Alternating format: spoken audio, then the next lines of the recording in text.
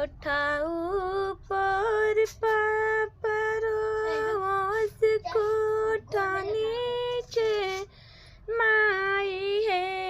अरे डोलिया भी तारा मारो वास, अरे डोलिया भी तारा रवस सुंदर बेटी बनई छूटल है।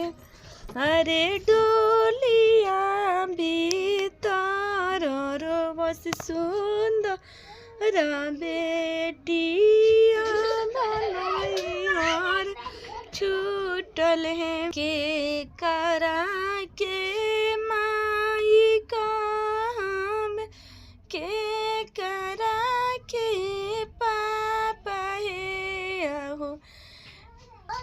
अरे प्रभु के करा जरा महो मोजा के बैठवे।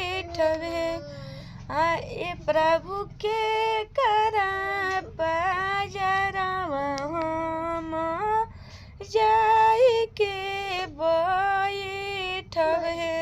जानी तू रोवदानी जानी तू भी लखाए।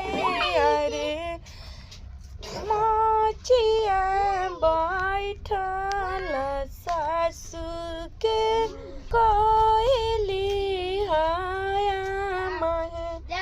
अरे मोचिया बैठल सास के मम्मी तू कही हो।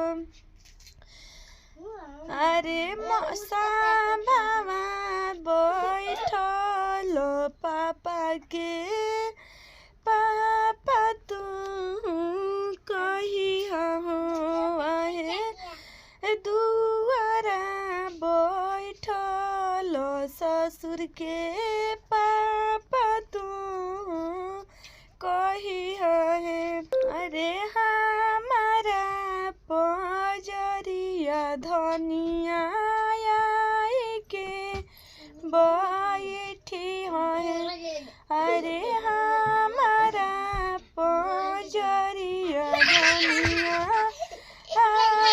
के बैठी है। कोठा